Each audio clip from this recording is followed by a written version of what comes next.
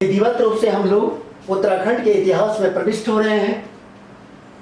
भारतीय गणराज्य का 27वां राज्य, और ये 27वां राज्य जो भारतीय संसद द्वारा 9 नवंबर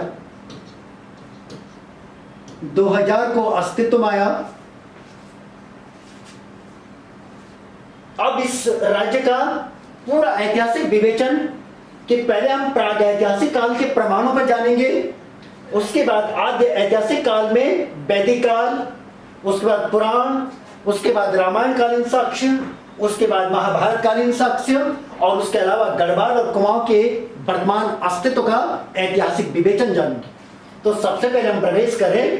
प्राग ऐतिहासिक काल। आखिर प्राग ऐतिहासिक काल इतिहास की परिपाटी में, इतिहास के शब्दों में प्राग ऐतिहासिक काल का तात्पर्य वो काल से है, वो समय से है कि जिस समय का कोई स्पष्ट ऐतिहासिक प्रमाण नहीं होता है, यानी ऐतिहासिक तिथियों का, जैसे हम कहते हैं आज कि ईस्वी पूर्व और ईस्वी उपरांत, तो ऐसा कोई स्पष्टता नहीं होती है, केवल एक अनुमानतः, और वह अनुमानतः भी वैज्ञानिक दृष्टिकोण में, यानी वैज्ञानिक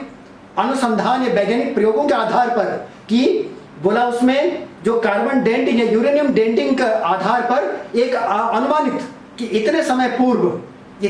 पूर्व ये घटना हुई होगी, तो इस आधार पर प्राग ऐतिहासिक हुआ। और उसमें ये तमाम प्रमाण, जैसे लाखों गुफा कि अल्मोड़ा के बाड़े छीना में, जनपद अल्मोड़ा और उसके बाड़े छीना में दलबैंड नामक स्थान पर ये लाखों गुफा प्राप्त हुई। उस लाखों गुफा में ऐसी चित्रकारी जिसमें मानव और पशुओं के तमाम शैल चित्र प्राप्त हुए हैं, और साथ ही साथ वहां पर नृत्य करते हुए मानव का समूह भी दर्शाया गया है।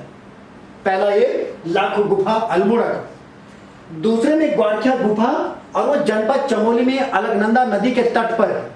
और वहां पर कि विभिन्न पशुओं के, और उन पशुओं या मवेशियों में बारहसिंगा, लोमड़ी, भेड़,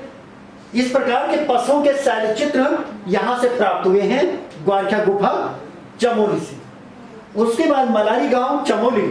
यानी चमोली जनपद में जोशीमठ से मलारी लगभग 60 किलोमीटर की दूरी पर, और वो धौलीगंगा के तट पर है। और वहां पर वर्ष 2002 में गढ़वाल विश्वविद्यालय, उसके पुरातत्व विभाग द्वारा जब वहां पे खनन कार्य किया गया, वहां पर उत्खनन खनन किया गया, तो वहां पर अनेक मृदभांड, अनेक शवदाह के प्रमाण, कई पशुओं के कंकाल, नर कंकाल, और 5.2 किलोग्राम वजन का सोने का मुकुट भी प्राप्त हुआ है मलारी गांव जनपद चमोली। उसके बाद उत्तरकाशी हुडली में नीले रंग के शैल चित्र प्राप्त हुए हैं। इसी प्रकार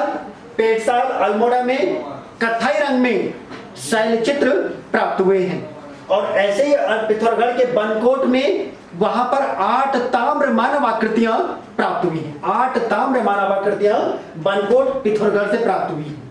इसके अलावा अल्मोड़ा की फल सीमा में योग और नृत्य मुद्रा में, योग करते हुए और नृत्य अवस्था में मानव आकृतियां प्राप्त हुई हैं। और यहीं पर वर्ष 2003 में तत्कालीन भारत के राष्ट्रपति डॉक्टर APJ अब्दुल कलाम द्वारा डॉक्टर उदय शंकर नृत्य अकादमी का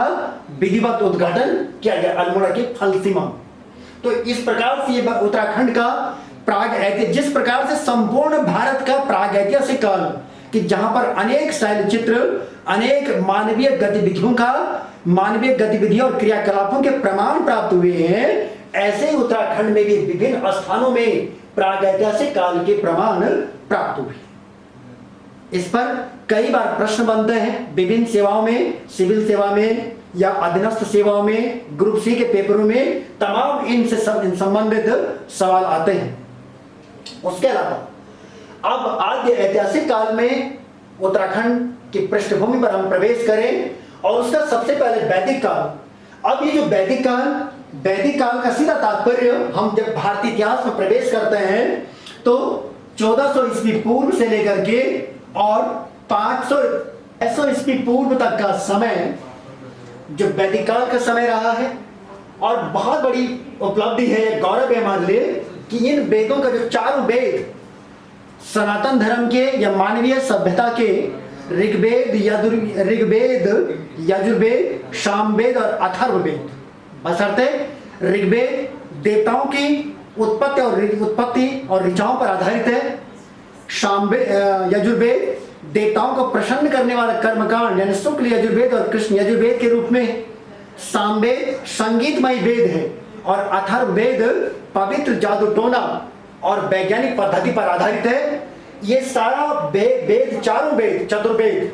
भले हमारे यहाँ कभी वेद त्रय की बात करते हैं, कभी चतुर्वेद की बात करते हैं, और कभी पंचम वेद यानी भगवत गीता की बात भी कर लेते हैं। तो ये चतुर्वेद यानी चारों वेद जिसकी वैदिकालीन बात हो रही है, समय टाइम पीरियड ये है, उस वैदिकालीन सभ्यता, वैदिकालीन समाज, इतिहास, उसकी संस्कृति, उसका मानवीय जीवन, उस संपूर्ण का ब्यौरा जो लिखा गया वो उत्तराखंड इसी देवभूमि में, और उसका बेदनी बुग्याल, चमोली जनपद का बेदनी बुग्याल, और उस बेदनी बुग्याल में ये कहा जाता है कि ब्रह्मा के मानसिक पुत्र यानी ब्रह्मा जी के मानसिक पुत्रों ने, जिनमें अगस्त्य ऋषि, वशिष्ठ, विश्वामित्र, गौतम, कर्णव, भारद्वाज, अंगिरस, घृतस्मत, इन तमाम ऋषियों ने यही चमोली जनपद के बेदनी बुग्याल में वेदों की रचना की। और वेदों की रचना जब बेदनी बुग्याल में हुई है तो ये वैदिकालीन इतिहास में कि पहली बात तो यही हो गया कि जब वैदिक ऋषियों ने वेदों की रचना उत्तराखंड की देवभूमि किया तो उन्होंने वेदों में इसे देवभूमि, वेदों में मनुष्यों की भूमि और वेदों में उत्तराखंड नाम से इसे परिभाषित किया। और आज भी तमाम देवी देवताओं के यहाँ पर मंदिर, तमाम ऋषि मुनियों के यहाँ पर आश्रम, ये सारे प्रमाण आज भी यहाँ पे उपलब्ध हैं या प्राप्त होते हैं। अब ऋग्वेद, वैदिक कालीन में ऋग्वेद, और वो ऋग्वेद देवभूमि यानी इसे देवभूमि के नाम से, इसे मनुष्यों की भूमि के नाम से, और इसे उत्तराखंड के नाम से पहली बार विश्व के पटल पर या भारतीय परिदृश्य में इसे परिभाषित करता है कि ये देवभूमि भी है, ये मनुष्यों की भूमि भी है, और ये उत्तराखंड भूमि भी है। इस प्रकार से ऋग्वेद ने पहली बार इसे परिभाषित किया है। और बड़ी बात ये कि आधुनिक इतिहासकारों ने हरिकृष्ण रतोड़ी, भजन श्याम सैनी और डॉक्टर शिवानंद नौटियाल जी ने ये विवेचना की है, ये बात रखी है कि जो सप्त सैंधव की बात की गई है, यानी वेदों में सप्त सैंधव की बात की गई है, उसमें यही गढ़वाल की भूमि, विशेषकर उत्तराखंड, और उसमें गढ़वाल की भूमि, और उसमें सप्त धाराएं, चाहे वो अलकनंदा, मंदाकिनी, यमुना, ये तमाम की बड़ी बड़ी प्रमुख नदियां हैं, भागीरथी, भिलंगना, इन्हीं को सप्त सैंधव की संज्ञा प्रदान की गई, ऐसा आधुनिक इतिहासकारों की मानना है। उसके बाद हम पुराण में प्रवेश करें कि आद्य ऐतिहासिक काल का पुराणों में उत्तराखंड की भूमिका। 18 पुराण हैं, और इन पुराणों की रचना के बारे में कहा जाता है कि चमोली जनपद में अलकनंदा और सरस्वती का संगम, और ये अलकनंदा और सरस्वती का संगम जो माड़ा गांव के निकट, और वहां पर भीम पुल वहां पर स्थित है, और उस भीम पुल के आर पार गणेश गुफा और व्यास गुफा, 2 गुफाएं हैं। ऐसी मान्यताएं हैं कि गणेश जी लिख रहे हैं और व्यास जी कह रहे हैं, और कहते कहते 18 पुराणों की रचना हुई। उसमें स्कंद पुराण, जिसने सप्तद्वीप सप्तखंड की विवेचना की है, यानी इस पूरे धरामंडल में जितने सप्तद्वीप सप्तखंड है उसका भौगोलिक और ऐतिहासिक विवेचन प्रस्तुत किया है। उसी में मैं पहले भी चर्चा कर चुका हूं कि स्कंद पुराण का केदारखंड और मानसखंड, जो स्पेशली केदारखंड गढ़वाल के लिए और मानसखंड कुमाऊं के लिए, लेकिन इसके अलावा ये संपूर्ण हिमालय है, उस हिमालय को 5 खंडों में, केदारखंड, मानसखंड, नेपाल खंड, जालंधर खंड और जम्मू कश्मीर खंड, ये 5 खंडों में इसे विवेचित किया गया है। और अब इस गढ़वाल और कुमाऊं के अस्तित्व को हम अगले टॉपिक में, कि आज वर्तमान में जिसे गढ़वाल, गढ़ियों का गढ़वाल और कुर्मांचल कुमाऊं, इस हम अगले टॉपिक में से स्पष्ट करेंगे। इसके अलावा कि रामायण कालीन साक्ष्यों में और महाभारत कालीन साक्ष्यों में उत्तराखंड की विवेचना। आप हम सभी इस बात से परिचित हैं कि रामायण काल इसे त्रेता युग का माना जाता है और महाभारत काल इसे द्वापर युग का माना जाता है। रामायण काल में भगवान राम के आदर्शों का और महाभारत काल में कौरव और पांडवों के युद्ध का विवेचन है और भगवान कृष्ण की प्रेरणा का विवेचन है। तो ये रामायण कालीन यानी जब भगवान राम त्रेता युग में थे और राम जी द्वारा विभिन्न लीलाओं का मंचन किया गया मानवीय जीवन में, तो उस स्थिति में यहाँ उत्तराखंड का देवप्रयाग यानी देव तीर्थ सुदर्शन क्षेत्र, जहां पर अलकनंदा और भागीरथी का संगम है, जहां से गंगा का उद्भव, वो क्षेत्र कि जहां पर देवतीर्थ देव शर्मा की तपस्थली है, इसे इंद्रप्रयाग यानी इसलिए कहा जाता है कि इंद्र ने दधीचि की हड्डियों से वज्र बनाया था और वृतासुर का वध किया था। और यही देवप्रयाग जहां पर भगवान श्री राम ने रावण के वध के बाद यानी ब्रह्म हत्या के पाप से छूटने के बाद कठोर तपस्या की थी। और आज भी देवप्रयाग में अलकनंदा और भागीरथी के संगम पर दक्षिण भारतीय द्रविड़ शैली में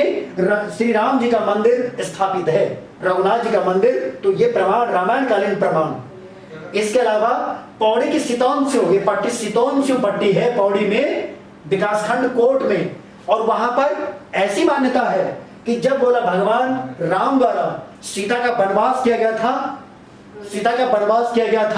तो सीता के वनवास में लक्ष्मण उन्हें यहां तक छोड़ने आए थे। तो जहां पर लक्ष्मण छोड़ने आए थे, आज भी वहां पे लक्ष्मण जी का मंदिर है और उससे 2 किलोमीटर की दूरी पर माता सीता का प्रसिद्ध मंदिर है। और सीता माता मंदिर से आधा किलोमीटर की ऊंचाई पर वाल्मीकि जी का खंडर आश्रम आज भी विद्यमान। अब ऐसी मान्यता है कि जब लवकुश का भगवान श्री राम से युद्ध हो रहा था अश्वमेध यज्ञ के बाद, तो उस युद्ध में सीता जी द्वारा लवकुश को यह समझाया गया और राम जी को भी समझाया गया कि लवकुश राम जी के पुत्र हैं और राम लवकुश के पिता हैं। उसके बाद युद्ध समाप्त होता है, लेकिन उसी जहां पे सीता माता का मंदिर है, यह मान्यता है कि धरती मां वहीं पर धरती मां फटी और वहीं सीता मां समा जाती है। आज भी स्थानीय जनमानस द्वारा सीता माता की याद में प्रतिवर्ष कार्तिक एकादशी को मनसार मेला आयोजित होता है। ये भव्य मेला आयोजित होता है और वो सीता माता की याद में आयोजित किया जाता है। इसके अलावा रामायण कालीन साक्ष्यों में ऋषि के टिहरी का तपोवन, ये तपोवन क्षेत्र है टिहरी में, जनपद टिहरी में, और ऋषिकेश के निकट तपोवन क्षेत्र है। और ये यहाँ पर लक्ष्मण जी का प्रसिद्ध मंदिर लक्ष्मण की शौर्य गाथाओं पर आधारित है। इसके अलावा जब हम लोग सिख पंथ के और हेमकुंड साहिबा में प्रविष्ट होते हैं, तो गुरु गोविंद जी का जहां पे तपस्थली है उसके पास में भी लक्ष्मण जी का सिद्धपीठ स्थित। इस प्रकार से लक्ष्मण जी के अनेक मंदिर, वाल्मीकि का खंडर आश्रम, सीता माता का मंदिर और रघुनाथ जी का मंदिर, ये रामायण कालीन साक्ष्य उत्तराखंड में दृष्टिगत होते हैं। इसके बाद महाभारत कालीन साक्ष्यों में ये सर्वविदित है कि जब महाभारत काल जो द्वापर युग का माना जाता है और जिसमें स्पेशली ये महाभारत काल कौरव और पांडवों के वर्चस्व की लड़ाई है और उसमें सबसे प्रेरणा स्रोत है, तो भगवान श्री कृष्ण को पांडवों का सारथी माना गया है। और जब ये महाभारत कालीन युद्ध हुआ, उससे पूर्व की गाथाओं में कि जौनसार की बैराट गढ़ी और श्रीनगर गढ़वाल, और ये 2 इसके स्पष्ट उदाहरण हैं कि बोला जौनसार की बैराट गढ़ी में राजा विराट पुलिंद वंश के राजा विराट राज करते थे बैराट गढ़ी में। ये बैराट गढ़ी के खंडर आज भी जौनसार में विद्यमान है। यहां पर ही बताया जाता है कि जब पांडवों का 12 वर्ष के वनवास के बाद 13वां वर्ष अज्ञातवास था, तो 1 वर्ष का अज्ञातवास पांडवों ने इसी बैराट गढ़ी में राजा विराट के राजमहल में नौकर चाकर के रूप में बिताया था। अंत में जब पता चला कि ये पांडव ये 5 पांडव जो अपने अज्ञातवास को बैराटगढ़ी में बिता रहे हैं, तो बताते हैं राजा विराट ने उनका भव्य स्वागत किया। और राजा विराट अंत में अपनी पुत्री उत्तरा का विवाह अर्जुन से करना चाहते थे, लेकिन अर्जुन ने यह कहा कि इस राजमहल में मैंने एज ए शिक्षक के रूप में कार्य किया है, लेकिन आपकी बेटी उत्तरा का विवाह मेरे पुत्र अभिमन्यु से होगा। और वही हुआ कि राजा विराट और अर्जुन दोनों समधी बन गए, यानी इतना गहन रिश्ता हुआ कि राजा विराट का और पांडवों का। उसके बाद राजा विराट ने महाभारत काल में, यानी महाभारत की युद्ध में पांडवों का साथ दिया। इसी प्रकार से गढ़वाल श्रीनगर में पुलिंद वंश का राजा सुबाहु नाम का राजा था। और ये सुबाहु नाम का राजा जिसने पांडवों के पक्ष में महाभारत का युद्ध लड़ा। इसके बाद जब महाभारत का युद्ध समाप्त हो गया, 18 दिन का युद्ध समाप्त हुआ, 18 अक्षौणी सेना समाप्त हो गई, तो बताया जाता है कि भगवान श्री कृष्ण की प्रेरणा पर ही पांडवों ने अपने पाप के प्रायश्चित करने के लिए गुरु हत्या, अपने कुल की हत्या करने का जो उन पे पाप लग गया है, उसे प्रायश्चित करने के लिए वे भगवान श्री कृष्ण की प्रेरणा से पहले केदार भूमि में यानी भृंगतुंग में आते हैं और उस केदार भूमि का जीर्णोद्धार किया। यानी भगवान शिव का जो ज्योतिर्लिंग केदारनाथ का है, उसके जीर्णोद्धार करने का जो बेड़ा उठाया वो पांडवों ने ही उठाया था। तदुपरांत जब पांडवों ने केदारनाथ के बाद बद्रीनाथ में प्रवेश किया, तो वहां पर नर और नारायण पर्वत, यानी नर अर्जुन के रूप में और नारायण श्री कृष्ण के रूप में, नर और नारायण पर्वत के रूप में गंधमादन पर्वत के ऊर्ध्वाधर में और लक्ष्मी वन के तलहटी में अलकनंदा और ऋषि गंगा के संगम पर जो बद्री विशाल का मंदिर है वो पांडवों द्वारा स्थापित, पांडव शैली में पांडवों द्वारा स्थापित। और उसके बाद वहीं से स्वर्गारोहणी के लिए पांडव निकल पड़ते हैं। तो पांडवों का यानी महाभारत काल का जौनसार की बैराटगढ़ी में श्रीनगर के राजा सुबाहु से संबंध, उसके अलावा केदार भूमि से, बद्रीनाथ से और स्वर्गारोहणी से इनका अटूट संबंध रहा है। और महाभारत में इस उत्तराखंड को स्वर्ग भूमि की संज्ञा प्रदान की गई। इसके अलावा गढ़वाल और कुमाऊं का जो अस्तित्व है उसे बड़े ध्यान से सुनिएगा कि गढ़वाल यानी गढ़ियों का गढ़वाल, भले कभी इसे एक आ जाता है कि राजा सुदास के जमाने में 100 गढ़ियां होया करती थी, लेकिन जब प्राचीन भारत और मध्यकालीन भारत का संगम होता है, उसमें राजा हर्षवर्धन नाम का राजा, और हर्षवर्धन नाम का राजा जो कन्नौज और थानेश्वर का राजा था, उस राजा ने जब 606 से लेकर के 647 ईस्वी तक राज किया था, उसने संपूर्ण उत्तराखंड को भी अपने राज्य क्षेत्र में, संपूर्ण उत्तर भारत उत्तराखंड भी शामिल था। 647 ईस्वी में हर्षवर्धन की मृत्यु के बाद यह संपूर्ण उत्तर भारत खंड खंड में टूट गया और लगभग 36 राजपूत राजाओं के अधीन हो गया। लेकिन स्पेशली जो गढ़वाल क्षेत्र है, ये 52 ठाकुरी राज गढ़ियों में यानी 52 छोटे छोटे राजाओं के अधीन हो गया। और उन 52 छोटे छोटे राज गढ़ियों में एक चांदपुर गढ़ी यानी वर्तमान चमोली जनपद में और जो चमोली जनपद में और थराली, नारायणगढ़ और सिमली कर्णप्रयाग तक का क्षेत्र, इस पूरी बेल्ट में चांदपुर गढ़ी। और उस चांदपुर गढ़ी में राजा भानु प्रताप जब राज करते थे, 888 की तिथि, और राजा भानु प्रताप की 2 कन्याएं थी। एक कन्या का विवाह हो चुका था और दूसरी कन्या अविवाहित कन्या थी। उसके विवाह के लिए योग्य वर की ढूंढ चली रही थी। इतने में ही मालवा से प्रमार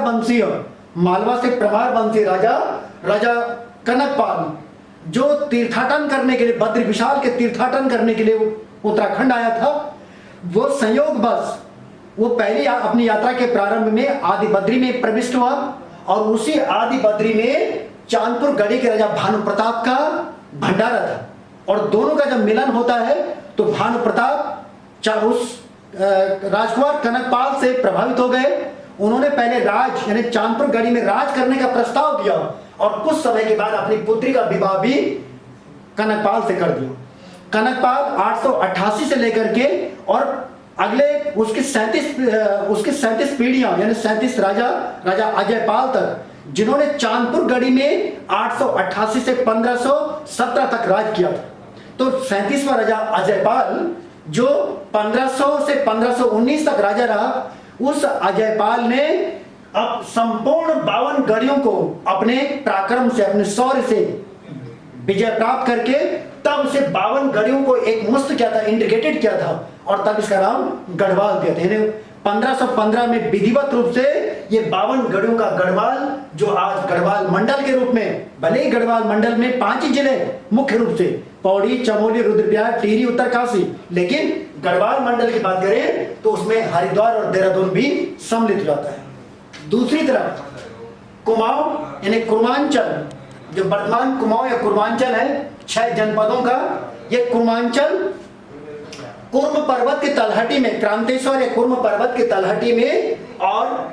चंपा नदी के तट पर भगवान विष्णु के कच्छप अवतार धारण करने के बाद,